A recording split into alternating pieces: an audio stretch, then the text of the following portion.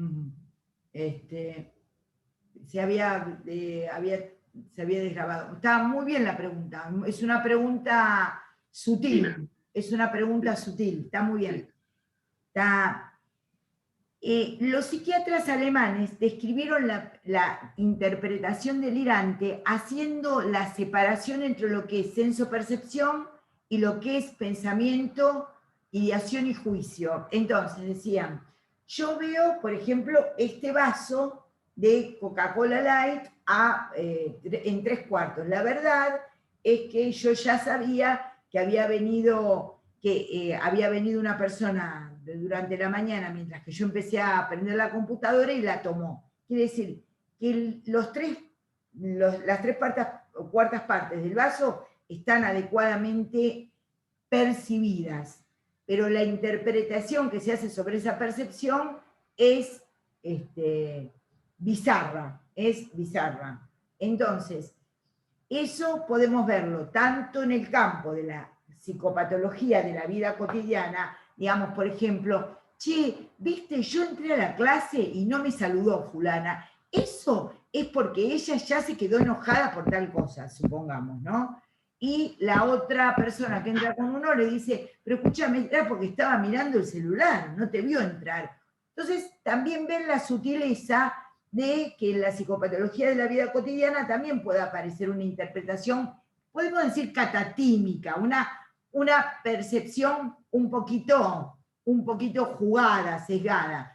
En la psicosis, en el forzadísimo mapa de la clínica, en la psicosis, lo que aparece es que esa interpretación mueve todo el juicio del paciente. Entonces dice, yo me di cuenta que tomo un caso de hace muchos años del hospital, yo me di cuenta que la hija del dueño del kiosquito de diarios se quería casar conmigo porque cuando me daba el diario me lo daba doblado de una manera particular. Usted me entiende, doctora, ¿no? Entonces me lo daba doblado de una manera particular y vieron cómo se doblaban antes los diarios cuando se vendían, se doblaban de una manera y se le entregaba al cliente.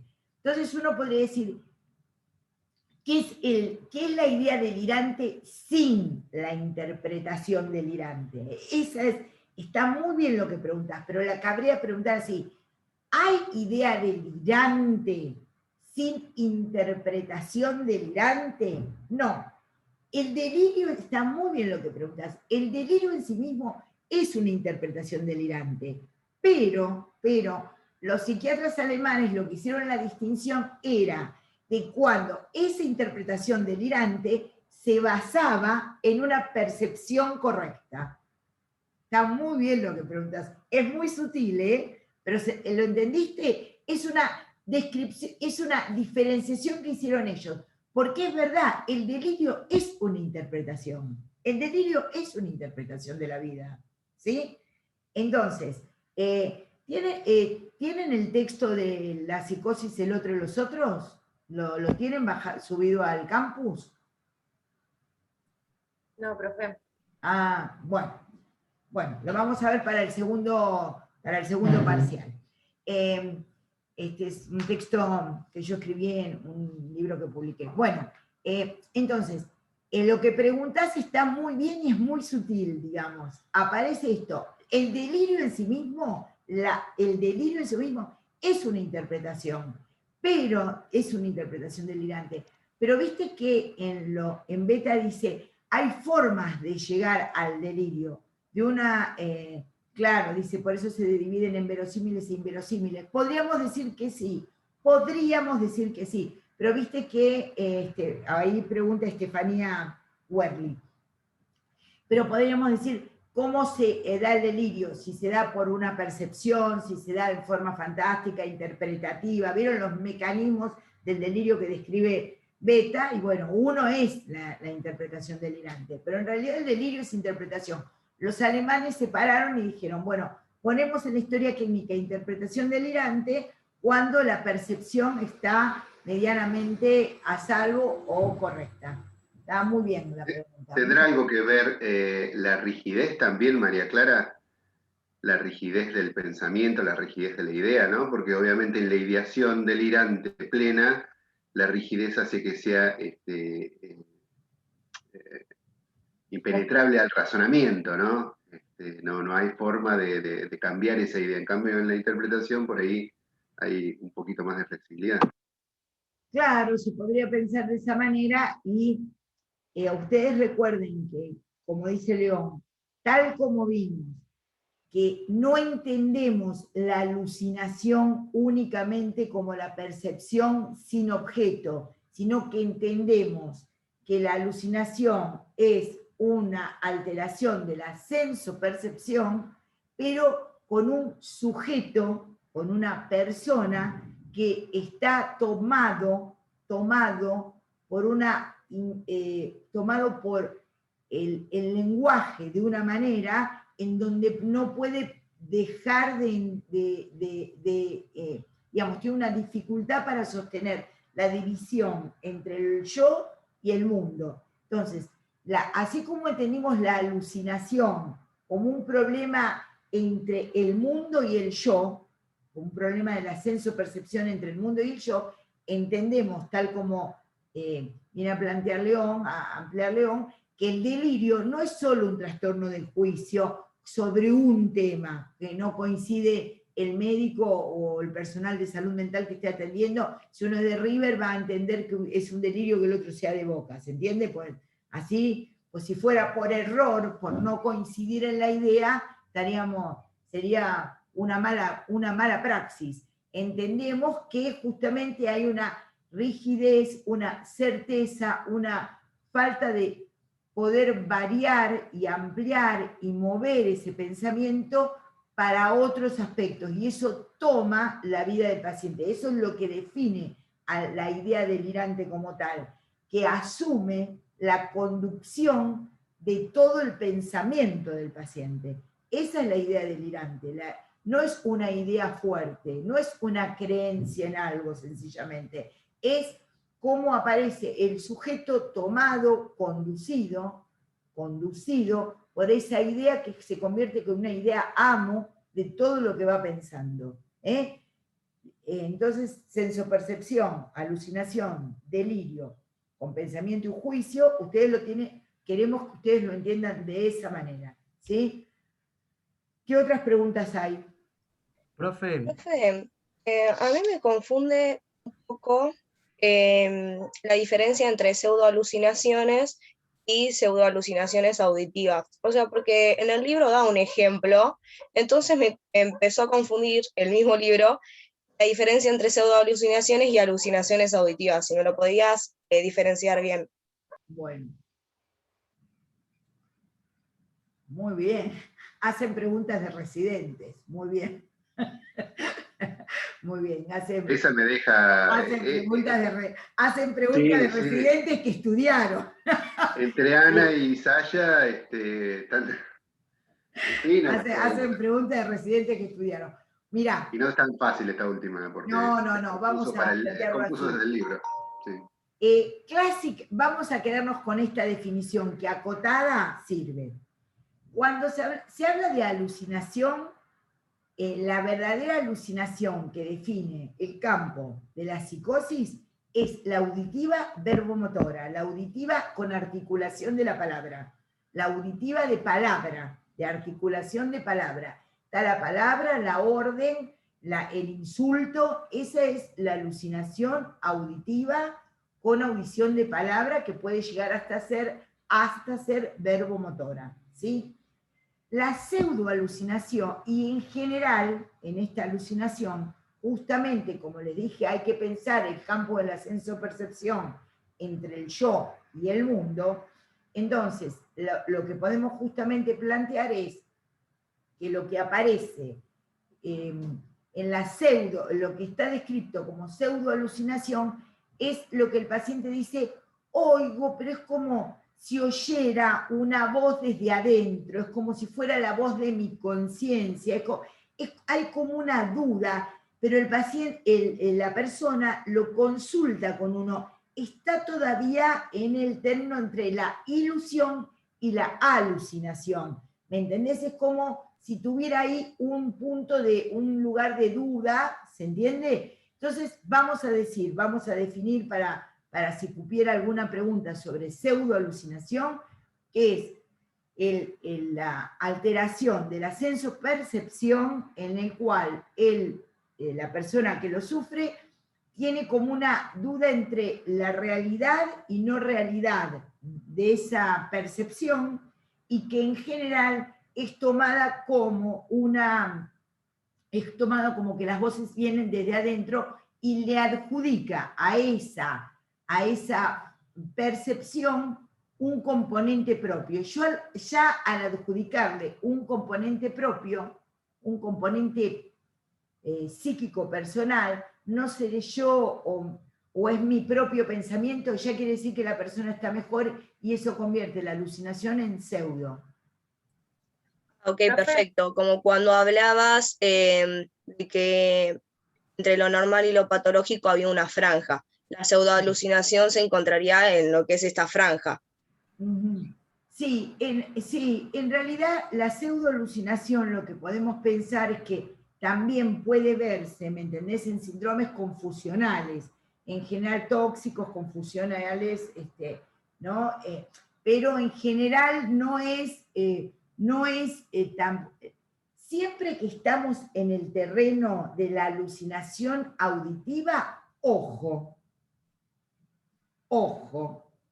porque en general los estados tóxicos, ya sea por trastorno del medio interno, por ingesta de sustancias, por traumatismos, son en general no son auditivas. Aparece la desorientación, aparece, no sé, autohialopsíquica, no sé dónde estoy, ay, me parecía que había hablado con mi mamá, me pareció que vi a mi mamá, ¿me entendés? Pero cuando hablamos de alucinaciones auditivas con palabra articulada, hay que tener cuidado, porque ahí ya esa es el fenómeno divisorio de aguas. Si ustedes tienen que tener un fenómeno divisorio de aguas, estoy buscando el forzado mapa de la clínica, si ustedes tienen que tener, si ustedes me dicen, a ver, María Clara, establecer un divisorio entre un fenómeno que sea neurótico, que diferencie la neurosis de la psicosis. Che, no encuentro el mapa de la clínica, porque me estoy mudando de consultorio. Bueno, a ver, acá tengo. Si ustedes me dijeran, a ver, decime un fenómeno que sea un fenómeno que no esté en la neurosis. Es la alucinación verbal. Es la alucinación auditiva verbal de la palabra. Entonces, ojo con eso. Miren, acá está el mapa de la clínica, que acá está el coloradito no está tan bien, pero si uno tiene que dividir, ustedes dijeran, no, olvídate de lo del medio, María Clara, no me hables de territorios intermedios, háblame de neurosis y psicosis, y hacemos así.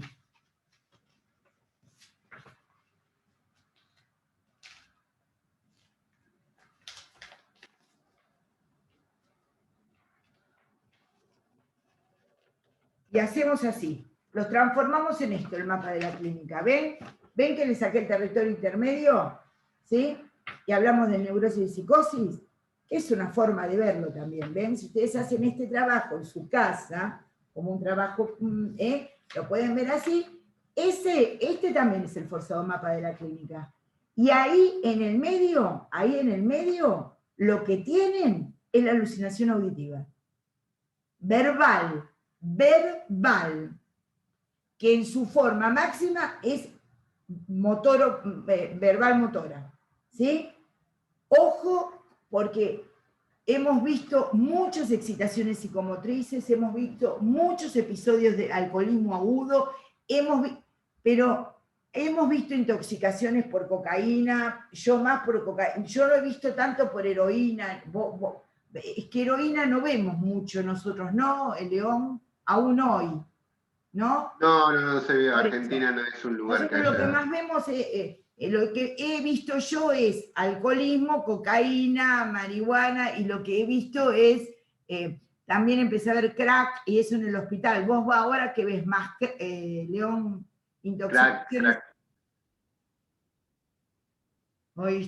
Hoy, a ver, bueno, ahí, no sé cómo les voy a armar se me despegaron los recordings. Bueno, No, ahí, heroína es de Europa, porque acá no llegó nunca. Llegaba, bueno, había en escasa cantidad, pero sí, ahora lo que se ve es crack por la facilidad y por el nivel de adicción que genera. ¿Y se ve alucinación auditiva? Claro, es lo que nos pasa a nosotros en el consultorio justamente de la Cedronar o del CPA. Digamos ahí, no alucina quien quiere o quien se intoxica, sino quien puede. Y Ni punto, con ¿no? crack se alucina No. auditivamente. ¿Entienden? Esto es lo que les quiero decir. A ver si les podemos decir esto. Ni con ácido. ¿Cómo? Ni con ácido. Ni con ácido, ¿me entienden, chicas y chicos? Es tan importante que esto lo vean, porque es así, no, es excitación psicomotriz, es ponerse loco, salí tarado, me vas a atender vos, que no sé qué, que esto, que el otro, pero no es estar tildado como está el psicótico en la alucinación auditiva, es una experiencia para ver. Mi hijo recomendó, uno de mis hijos me recomendó una serie de Rúfalo, no sé si ustedes la están viendo, donde él hace de él y su gemelo psicótico. ¿Alguien la está viendo? Bueno, lo habíamos pensado como para poder mostrar algo de la psicosis, que me dijo mi hijo, está muy bien, bueno, lo voy a ver, tengo que verla, entre tantas cosas que tengo que hacer, y poder ver ni con drogas fuertes, se alucina auditivamente. Si ustedes me dicen, sacámelo del medio, sacame el mapa de la clínica del medio, haceme neurosis y psicosis, y hacemos así, en el medio está lo que Lacan llama fenómeno fundamental. Y el fenómeno fundamental es la alucinación verbal, auditiva verbal. No sé, alguien, Mercedes, no te vi el primer puntito. Profe. Sí. Tengo una duda, porque cuando Sasha preguntó lo de pseudoalucinación, me quedó una duda, porque entonces la diferencia con el eco del pensamiento es que en la pseudoalucinación es una voz ajena que está dentro de nuestra cabeza, por así decirlo. Sí, ¿Y el eco del pensamiento es propia? ¿Es voz propia?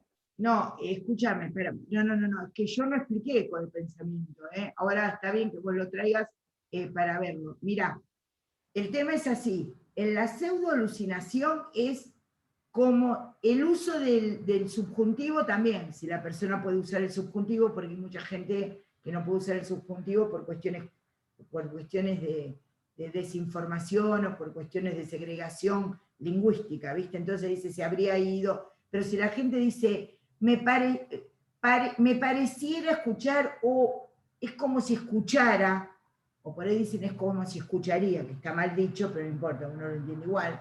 Si es como escuchara una voz, eso es la pseudo-alucinación, es como es como si me dictaran. El eco de pensamiento está escrito por Kurt Schneider, y lo que dice es, inclusive vos lo ves como actuado en el paciente. El eco de pensamiento es bien psicótico, bien también del trastorno sensoperceptivo, y en eso podés escuchar, justamente, hasta lo puede decir, porque tiene que ver con los trastornos del lenguaje, la verbigeración, la repetición, etcétera, ¿me entendés? Entonces, en ese punto, uno dice, bueno, sí, el eco de pensamiento es cuando dice, bien, vine,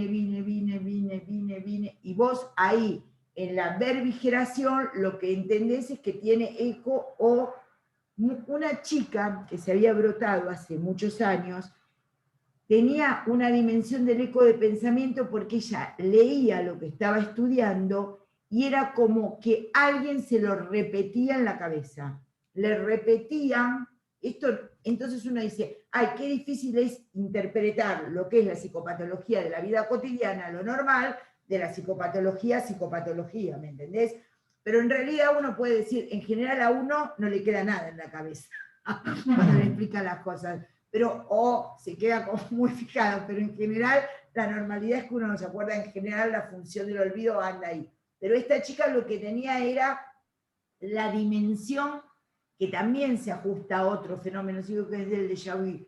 No se preocupen tanto por, tenía un eco de pensamiento en donde sentía que le repetían lo que ella había leído. ¿Entendés? Pero son sutilezas, son sutilezas de, ustedes lo que tienen que aprender a diferenciar es, si ya están en ese campo de sutileza, tienen que hacer la interconsulta. O hacer la especialidad. Sí. O hacer la especialidad. Claro. Porque, acá Cecilia Park también entra en una pregunta que también es como con mucha sutileza, porque está leyendo algo y dice, respecto a las alucinaciones negativas que corresponderían a los estados deteriorados, mencionaba que podía articularse como robo del pensamiento. ¿A qué se refiere? Bueno, también ahí estamos en un lugar muy sutil. Sí, es muy difícil, yo les quiero decir algo, lamentablemente, en unos últimos años, por el uso del DSM-3 y por diferentes cuestiones, la gente que estudia psiquiatría en la Argentina no estudia estas cosas, y esto quedó como, no trata de entender el mecanismo psicopatológico de esto que estamos hablando, y no hace una buena psicosemiología. Nosotros tratamos de revertirlo de la Escuela Superior de Medicina, ¿se entienden? Entonces, les enseñamos, así como les enseñan clínica, salud del niño, niña y adolescente, así como les enseñan farmacología, arte, bueno, todo de la mejor manera posible, nosotros también les tratamos de enseñar todo de la mejor manera posible. Esta cuestión de lo que ustedes tienen que ver, sí aprender a ver, es que los signos negativos de la esquizofrenia deteriorada pueden ser justamente estos, que aparezcan ciertos baches en el discurso del paciente, que el paciente no pueda, digamos, de alguna manera, no pueda dar cuenta de ellos, que se sienta bacheado en lo que va a hablar, ¿se entiende? Se sienta bacheado en lo que va a hablar, esté hablado, aparezca como una situación de silencio, interceptación, y que no pueda dar cuenta de eso. Entonces el robo del pensamiento, algunos pacientes dicen, porque me sacó el pensamiento, hay un caso famoso descrito que se llama Schreber, en donde, que lo describe Freud, en donde Schreber escribe todo un libro pidiéndole al psiquiatra que lo atendió, que se llama el doctor Fleschig, que le devuelva sus nervios y sus pensamientos porque él se los ha robado. Entonces, que han quedado en conexión los nervios de él con los nervios del psiquiatra y le ha robado los pensamientos. Y el paciente puede llegar a decirlo. Fulano siempre se anticipa o dice antes, según el nivel de lenguaje que tenga, en esto.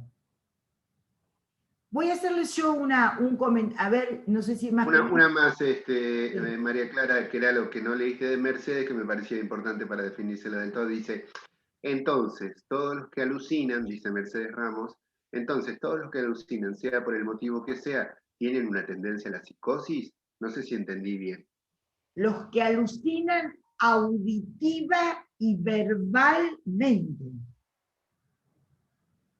Porque puede haber alucinaciones ópticas y se trata de una intoxicación alcohólica. Puede haber olfativas y se puede tratar de una neurosis, como en el caso de Freud.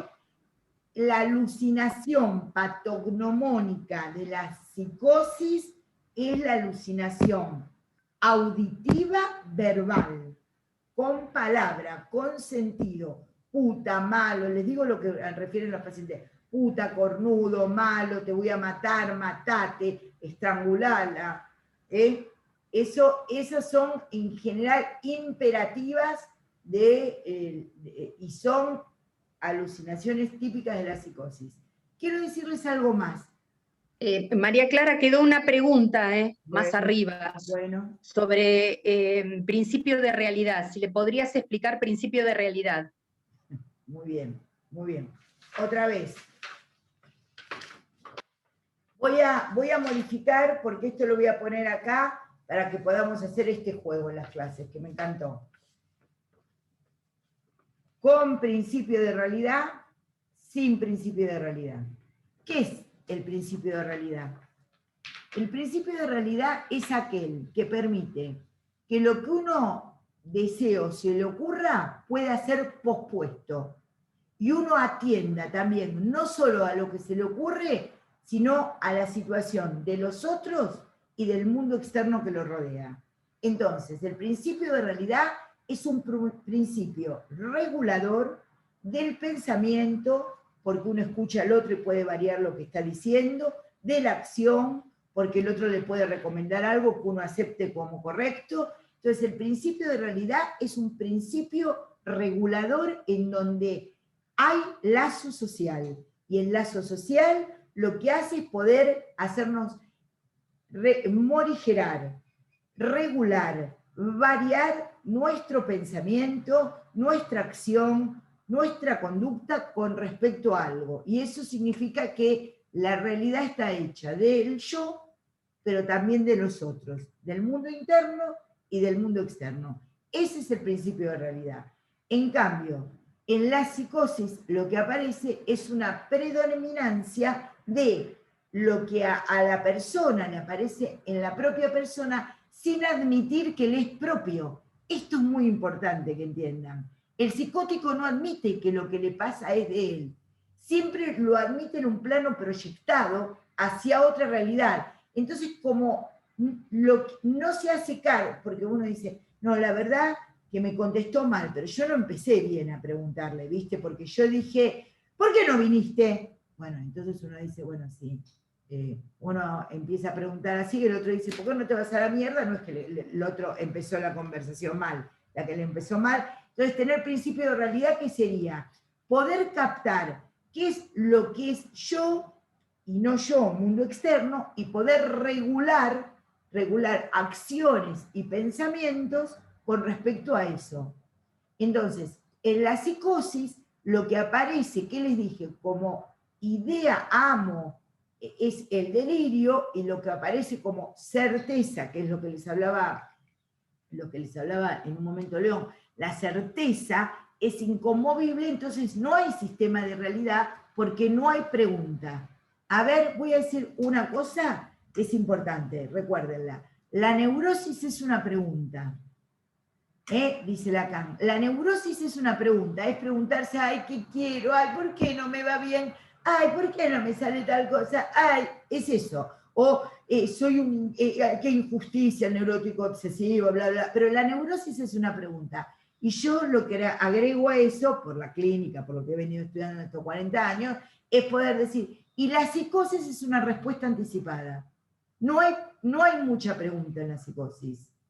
Hay respuesta anticipada a una pregunta que nunca se formuló. El criterio de realidad es tener la dimensión de la pregunta y la permeabilidad que el lazo social establece. Hay yo y hay otro. Hay mundo interno y hay mundo externo. ¿Quién hizo la pregunta, Adri?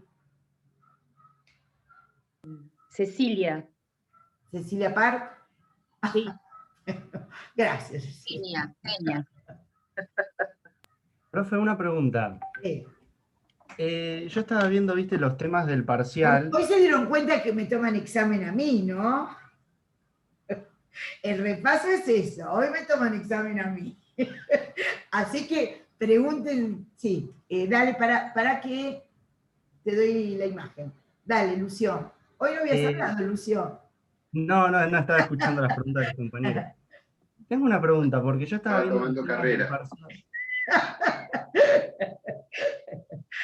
Dale, Lu. Estaba viendo los temas del parcial, ¿no? Y había como dos temas, digamos, la parte de psicosemiología y después los síndromes. Pero a mí me pareció que los síndromes no los vimos nosotros. O sea, las páginas que ahí figuran, digamos, son los del resumen del beta, pero nosotros no tuvimos, digamos, la explicación de esos síndromes. Bueno. ¿Los vamos a ver más adelante o...? Sí, los vamos a ver. Bueno, para que voy. Mira, Lucio, es así. ¿Te acordás cómo se va a tomar el parcial? Del fenómeno al síndrome, porque primero tuvimos que ver la descripción exhaustiva, y no podemos empezar dando síndromes si ustedes no ven la semiología, porque no saben de lo que hablan. Entonces, lo que fuimos diciendo es, si yo les preguntara a ustedes, algo de síndrome delirante, algo de síndrome confusional, ¿no? Por ejemplo, y algo de síndrome de excitación psicomotriz. Vamos a tomar 4 y uno depresivo. Vamos a decir, a ver, del síndrome confusional, ¿ustedes qué podrían decir del síndrome confusional? Vamos, entre todos, un poquito. Ahora Sí, le devolví la pelota al campo de ustedes, vamos, un por ahí tiene poquito. alteración en la atención, en la orientación, en todo eso. Pero, Sí. o sea, pero mi pregunta, o sea, para mí sí tiene mucha lógica, digamos, eso de ir de lo que nosotros vamos a ver, que es el síntoma y el signo, o sea, porque no va a venir uno que va a tener un cartel que dice esquizofrenia, ¿no? Exactamente. Pero mi pregunta es, ¿nosotros después vamos a ver los síndromes como tales? Of course, claro, sí. De todas maneras, cuando yo te di fundadores de la clínica psiquiátrica, aprendieron más de Bloiler de lo que saben muchos de los psiquiatras que tienen el título de especialistas. Porque si yo te pregunto cuál es la tríada de Bloiler, ¿vos qué me decís para la esquizofrenia? Y era lo de disociación afectiva, lo de, bueno, lo del Urs-Paltum, ¿no? Lo de disociación Sí, afectiva. Bueno, ahora no me sale. ¿Te imaginás, León, si van los pibes y dicen Urs-Paltum? Muy bien, bueno, muy bien. Y cuando yo te, escúchame, Lucio. Vamos a tener problemas cuando estos chicos salgan a la cancha. En la clínica, escúchame, Lucio, una pregunta, una cosa te quiero decir. Cuando yo te dije qué problema había para esquizofrenia, y te dije que Freud no estaba de acuerdo con la palabra esquizofrenia porque implicaba división, ¿sí? Porque implicaba división. No te planteé justamente que la esquizofrenia corresponde a esas psicosis disociativas, justamente en donde está dividido, está fracturado el lazo social, está fracturado la realidad. Por supuesto, vamos a dar unas clases, vamos a dar las clases que corresponden a eso, pero de alguna manera ya ustedes lo fueron aprendiendo, porque es la manera que tenemos nosotros. Imagínate, no se puede dar. ¿Vieron cuando, ahora creo que se tuvo que ir porque tenía una consulta, Bárbara Darling, pero cuando Bárbara les insistía, bueno, las divisiones de las funciones psíquicas son arbitrarias porque el sujeto, la persona se presenta hablando en varias situaciones. Para enseñar pasa lo mismo. Si yo tengo que ir dando de alguna manera el fenómeno y articulándolo con la estructura, el fenómeno y articulándolo con la estructura. No puedo tampoco dar una lista de fenómenos y después se los voy a ordenar todos en la estructura. Porque lo simbólico, esto lo dice Lacan, lo simbólico no recubre lo real. Entonces, todo lo que hacemos es una aproximación a la que ustedes pueden ver en el campo de la psicopatología cotidiana y a la psicopatología padeciente, en donde no es lo cotidiano, ¿no? Donde es, entonces, cuando vieron, digamos, de esquizofrenia, cuando les di Urs-Paltum y la situación de que, ¿quién fue el creador del término demencia precoz? Puede ser que era Kreplin o Muy el bien, anterior a muy ese. bien. Krepelin, muy bien, Krepelin. Y decime, Lucio, ¿estás vos hablando? Decime, Lucio, ¿qué diferencia? ¿Por qué Bloiler pasó de una diferencia de... ¿Por qué Bloiler llamó esquizofrenia lo que Krepelin llamaba demencia precoz? Porque se dio cuenta que no todos se deterioraban con el tiempo. O sea, la demencia precoz era que... Pero sí, o sea, claro, o sea, yo no entiendo eso, o sea, yo como que lo entiendo, digo, voy del signo al síntoma y bueno, puedo agarrar algunas cositas de acá, para mí es confusional por esto, lo otro. Pero a mí lo que me da miedo era como que pusieron todos esos síndromes y yo no sabía si tengo que estudiarlos enteros o no, si tengo que, por ejemplo, que ahí habla de la fisiopatología, que habla de algunas cuestiones, por ejemplo, el de esquizofrenia creo que eran 50 páginas el capítulo. A mí no me da miedo leerlo solo. No, pero escúchame, ya lo corregimos y pusimos que eran los elementos que tenían que leer de los resúmenes. Ustedes lo que van a tener básicamente es algunas preguntas de psicosemiología articuladas a qué síndrome. Si yo te digo si yo te planteo un cuadro donde aparecen alucinaciones auditivas, verbales, ideación delirante fantástica y trastornos en el juicio. ¿Vos qué me vas a decir? ¿Que eso qué se parece? ¿Un síndrome depresivo o una esquizofrenia o a una paranoia o a un síndrome confusional? Y sí, por ahí más una esquizofrenia, puede Claro. ser. ¿Saben qué, chicos? Es que no saben lo que saben. No saben lo que saben. Es muy útil hacer esto, porque así se aprende. Así se aprende. No que yo despliegue unos cuadros acá, ustedes copien, así se aprende. La currícula innovada tiene que ver con esto, con que ustedes vayan pensando una cosa, la otra, lo asocien esto. Así se aprende. No porque si vos te vayas a leer 50 páginas de esquizofrenia vas a saber lo que es esquizofrenia, pero si yo te digo que un fenómeno límite es la alucinación auditiva, verbal, bueno, vos eso te queda. Si vos sabés la diferencia entre, lo voy a decir bien porque en un momento cometiste un lapsus, para Kraepelin la demencia era precoz porque justamente veía este achatamiento, la demencia que está definida como la pérdida cognitiva crónica, progresiva e irreductible de un achatamiento, Verboten se dice en alemán, de las funciones cognitivas y afectivas, eso es la demencia, precoz, lo veía en los jóvenes, ¿sí? Entonces, lo que Bloiler capta es que esto no solo aparecía demencialmente en los jóvenes, y dice, y evidentemente hay alguna alteración que no es tan precoz, y ahí entiende lo que es la disociación del aparato psíquico, ¿sí? Con la Urspaltum. Entonces, esa es la diferencia entre entender la demencia precoz y entender la esquizofrenia. Digamos, son aportes, no son contrarios, pero es entender, entonces, no solamente sabés lo que es la esquizofrenia, sino sabés hasta un debate sobre la esquizofrenia. Hasta un debate sobre la esquizofrenia.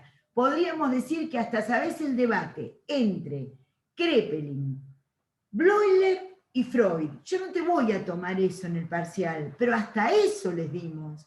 Les dimos para Kraepelin, demencia precoz. Para Bloiler, 1911, esquizofrenia, división del aparato psíquico, Urspaltum. Para Freud, la contrariedad de que como él no ve eso, él ve la disociación también en la psicopatología de la vida cotidiana, no le gustaba tanto el prefijo esqui, que es división.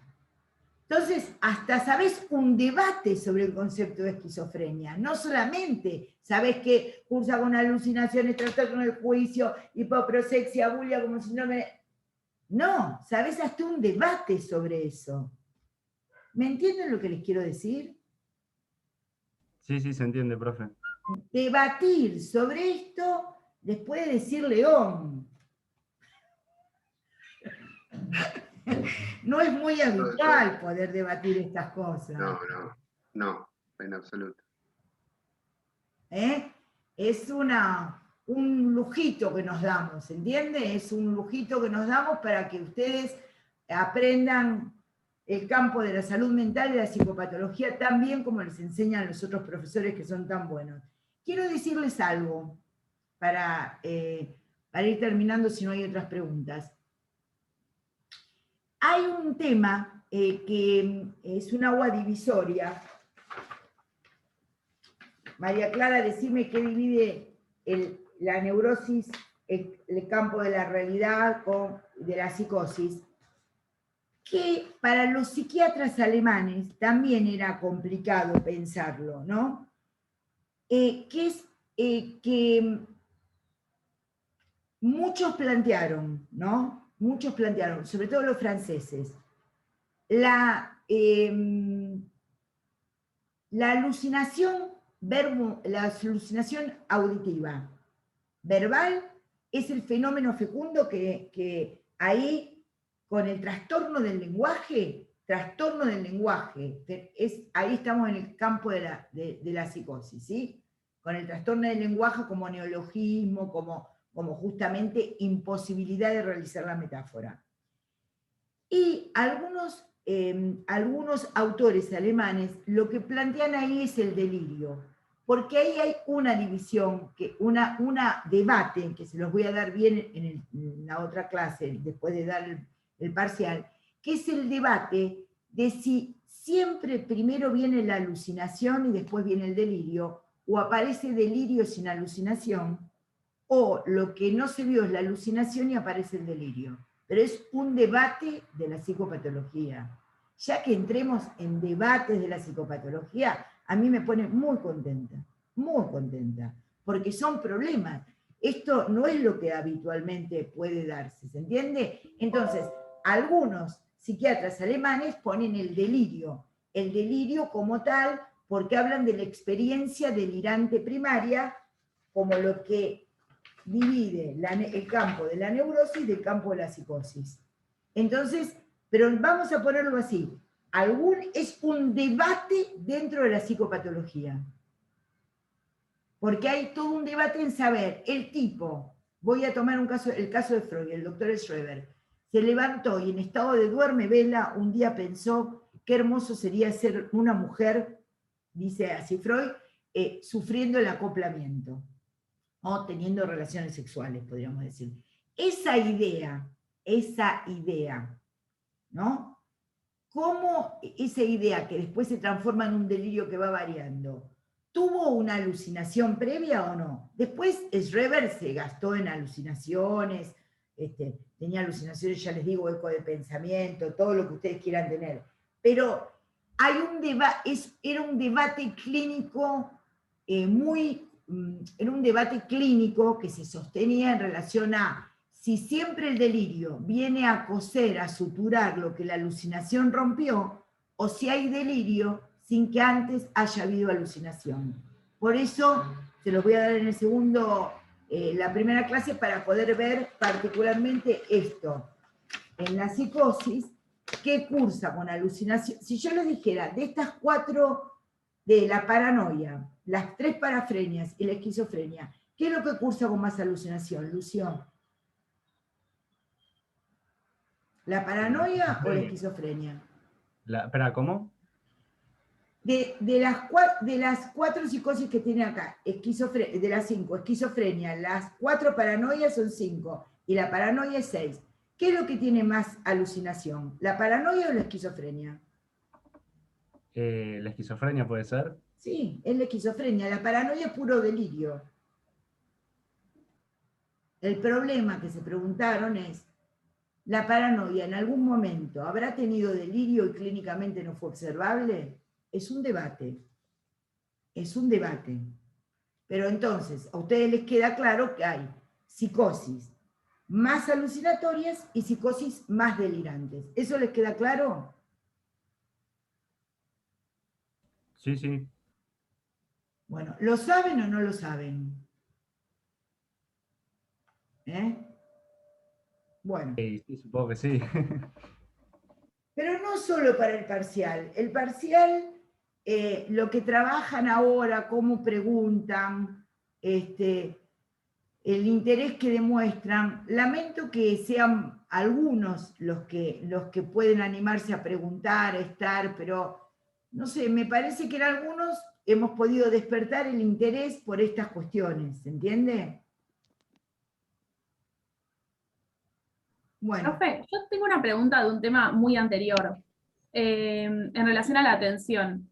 Te escucho. Si la capacidad de prestar atención voluntaria en algo que nos es displacentero tiene alguna relación con el principio masoquista de ir como más allá del principio de placer, o es una cuestión biológica como natural. Muy bien lo que preguntas, claro. Otra. Muy bien. Camila siempre tiene esas. Muy bien. Muy bien lo que preguntas. La atención, eso que vos preguntas, vamos a decir así, ¿para qué sí? ¿Viste?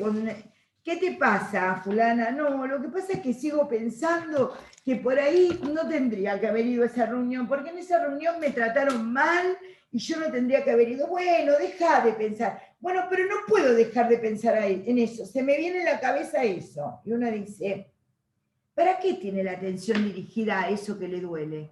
Por ejemplo, no, eso es en la psicopatología de la vida cotidiana. ¿Para qué prestás atención a eso si eso te jode? Sí, eso tiene que ver con, dentro de la psicopatología de la vida cotidiana, lo que es justamente el aspecto masoquista de las personas, el aspecto masoquista de la psicopatología de la vida cotidiana.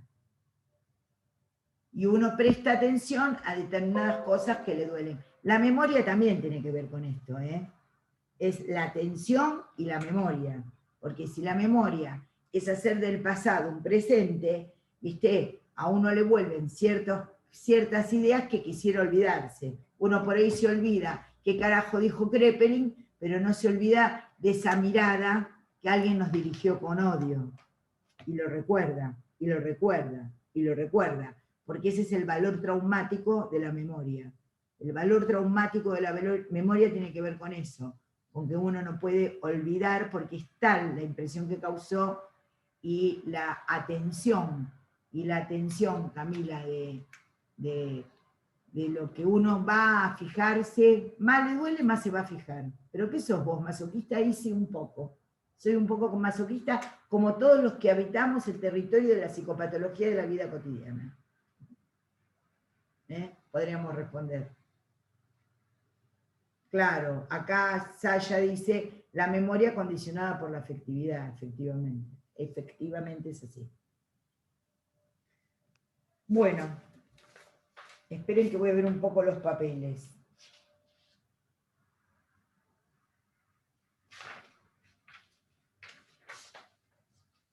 ¿Cómo... ¿se acuerdan ese psiquiatra que era el profesor de Lacan, que describió, con un nombre difícil en francés, que describió el aparato de influencia? ¿Cómo se llamaba? Clérambault, puede ser. Muy bien. Síndrome, no sé qué lo respondió, perdón, porque no se marcó en amarillo. Yo, María Luz. Ay, bueno, perdón, no se oye. Bueno, entonces Clérambault, y ¿se acuerdan del síndrome de influencia que era? Un síndrome que arma, un síndrome que los franceses, digamos, la escuela francesa articula como justamente la influencia, como se pierde la realidad, no hay diferenciación entre yo y el otro, se pierde la dimensión del lazo social, el otro me invade, me maneja, eso se llama síndrome de influencia, ¿sí?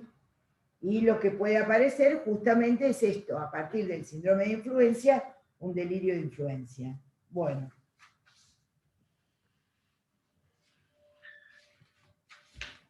María Clara, ahí preguntan dónde pueden leer metáfora.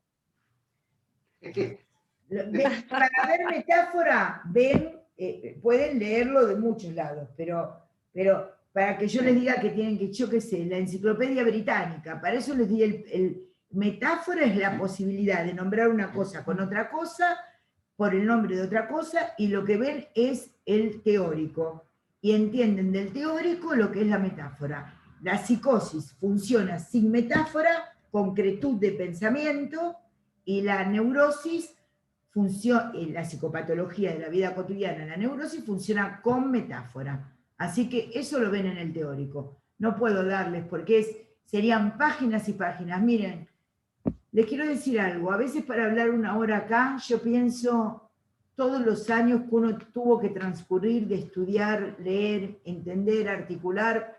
Yo qué sé, yo les doy esto, lo voy a tratar de plasmar en un libro.